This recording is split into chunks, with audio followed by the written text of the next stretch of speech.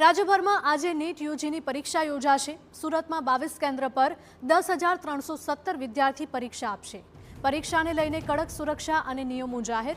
ગેરરીતિ રોકવા માટે એનટીએ દ્વારા એઆઈ અને ફેસ રેકગ્નિશનનો ઉપયોગ કરવામાં આવી રહ્યો છે।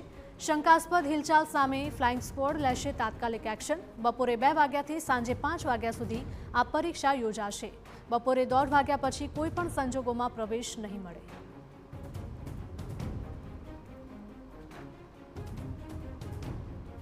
કોલેજોમાં પ્રવેશ માટેની પરીક્ષા સુરત શહેર સહિત સમગ્ર રાજ્યમાં યોજાવા જઈ રહી છે। સીધા દ્રશ્યો જોઈ શકો છો કે સુરત સહિત સમગ્ર રાજ્યમાં યોજાવા જઈ રહેલી આ પરીક્ષાને લઈને હાલ ઉમેદવારો આવી રહ્યા છે। સુરત શહેરની વાત કરીએ તો કુલ 22 કેન્દ્રો પરથી 10,317 જેટલા વિદ્યાર્થીઓ ભાવિ ડૉક્ટર બનવા માટેની આ પરીક્ષામાં ભાગ લેશે। પરીક્ષામાં કોઈ પણ પ્રકારની ગેરરીતિ ન થાય તે માટે આ વર્ષે નેશનલ ટેસ્ટિંગ એજન્સી દ્વારા અત્યાધુનિક ટેકનોલોજીનો સહારો પણ લેવામાં આવ્યો છે। પરીક્ષામાં ચોરી અને ડમી ઉમેદવારોને રોકવા માટે એનટીએ દ્વારા પ્રથમ વખત મોટા પાયે એઆઈ અને ફેશિયલ રેકગ્નિશન ઓળખની સિસ્ટમનો ઉપયોગ કરવામાં આવ્યો છે। ત્યારે આપણી સાથે ઘણા ઉમેદવારો છે।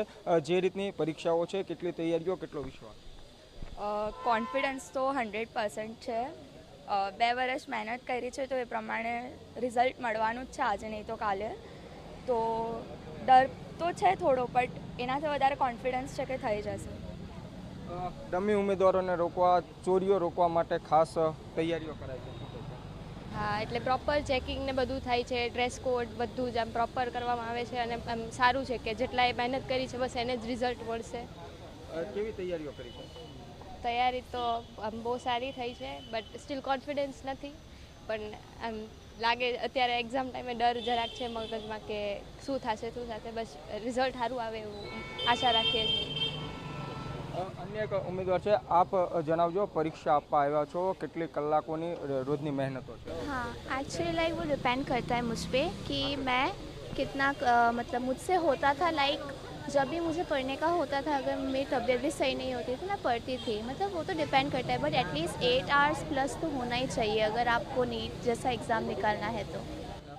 જે રીતે ચોરી રોકવા માટે, ડમી ઉમેદવારોને રોકવા માટે ખાસ તંત્ર દ્વારા તૈયારીઓ કરવામાં આવી છે। સીસીટીવી કેમેરાઓ ગોઠવવામાં આવ્યો છે, આ બાબતે શું કહેશો? सिक्योरिटी हाँ, सिक्योरिटी एक्चुअली होनी चाहिए क्योंकि नेशनल बेस्ड एग्जामिनेशन है, तो नेशनल बेस्ड होगा तो सिक्योरिटी होगी, तो उससे हमारा रैंक भी अच्छे से प्रेडिक्ट होगा, हम लोगों ने कितनी मेहनत की है वो भी प्रूफ होगा, and that should be there because it's very important for exam like that.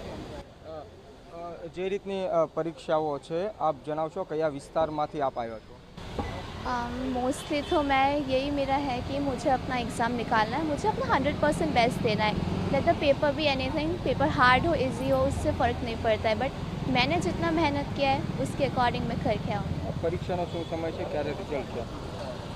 Result का मतलब ऐसा कुछ नहीं है, जो होगा मैं एक्सेप्ट करूँगी क्योंकि मैंने जितना किया है ऑलमोस्ट मैं उतना ही कर सकती हूँ, तो जो होगा I am happy with that.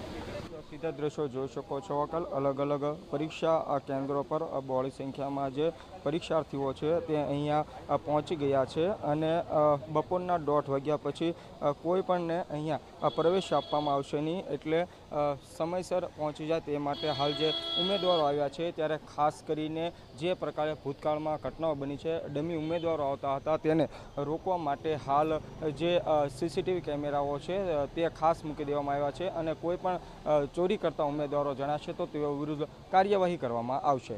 Cameraman Sanjay સાથે મેહુલ ભોકાળવા, TV9 સુરત।